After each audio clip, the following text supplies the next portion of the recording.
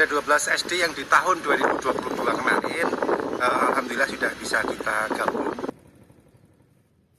Sebanyak 12 sekolah dasar SD negeri di Kabupaten Kendal terpaksa ditutup karena tidak ada muridnya.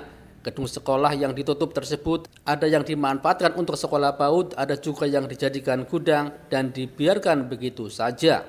Kepala Dinas Pendidikan dan Kebudayaan Disdikbud Kendal, Wahyu Yusuf Ahmadi mengatakan ada 12 SD yang dimerger atau digabung dengan SD terdekat dan sudah melalui SK Bupati Kendal tahun 2022. Ada beberapa pertimbangan SD harus dimerger mengingat kondisi sarana prasarana, kondisi jumlah siswa yang tidak memadai. Alasannya untuk meningkatkan pelayanan pendidikan supaya lebih efektif, efisien, dan optimal. SD yang ditutup tersebut menginduk ke SD yang terdekat sehingga tidak menyulitkan sisa murid yang harus pindah. Tujuannya supaya proses belajar mengajar menjadi lebih baik.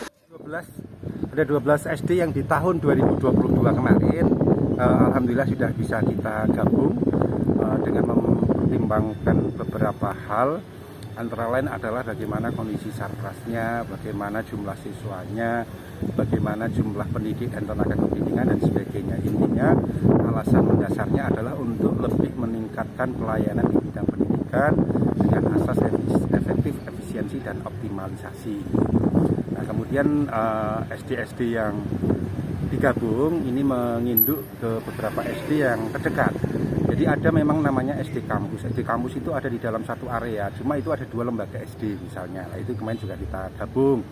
Kemudian SD-nya juga dekat dengan jarak misalnya 500 meter, 300 meter, itu juga beberapa kita gabung kemarin. Sehingga intinya pelayanan pendidikan tidak terabaikan, insya Allah ini menjadi lebih baik. Kemudian kita kemarin juga mempertimbangkan banyak hal, termasuk juga bagaimana mekanisme alokasi bos, bagaimana dari sisi asetnya, kemudian anak-anak kita lakukan semacam inaugurasi ataupun bergabung mereka dengan sekolah yang baru untuk beradaptasi dengan lingkungan yang baru.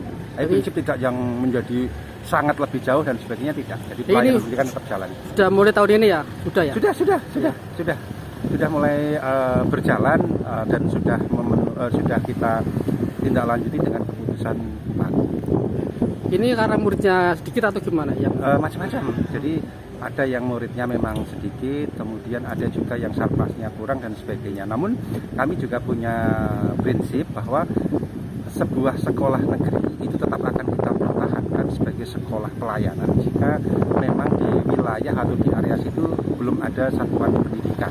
Itu kami pertahankan berapapun jumlah siswanya. Itu juga kemarin juga masuk. Jadi ada yang potensial regrouping, setelah kami analisis lebih jauh, ternyata ini sekolah pelayanan di daerah yang misalnya terluar ataupun terdalam, itu tetap kami pertahankan.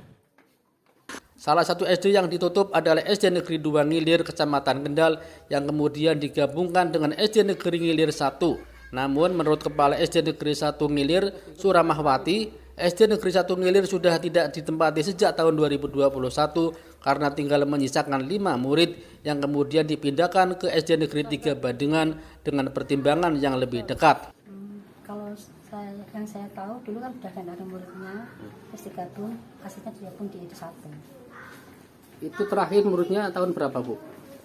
Yang terakhir itu tahun 2021 kalau nggak salah, itu ada 5 anak. Terus digabung di SD, digabung dengan SD Bandingan 3. Berarti untuk SD Ngilir 1 ini istilahnya cuma merger tapi muridnya nggak ada yang kesini ya, Bu? Iya, muridnya ada sini ya.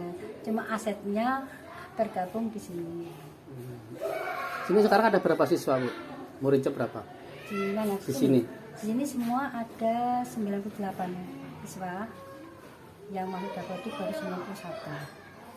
Kelas 1-nya berapa? Kelas 1 12 anak. Kelas 2-nya 22. Kelas 3-nya 18. Kelas 4-nya 12 dan kelas 5 15, kelas 6-nya 19. Jadi total 98. Iya. Sini jumlah guru dan penjaga semua ada 11. SD Negeri 1 Ngilir sendiri saat ini hanya ada 98 murid. Rata-rata semua kelas, mulai kelas 1 sampai kelas 6, jumlah muridnya kurang dari 20 anak. Bahkan untuk kelas 1 hanya ada 12 anak. Menurutnya, kurangnya jumlah murid karena masyarakat sekitar lebih memilih menyekolahkan anak-anaknya ke sekolah berbasis agama Islam, baik yang swasta maupun madrasah ibtidaiyah negeri.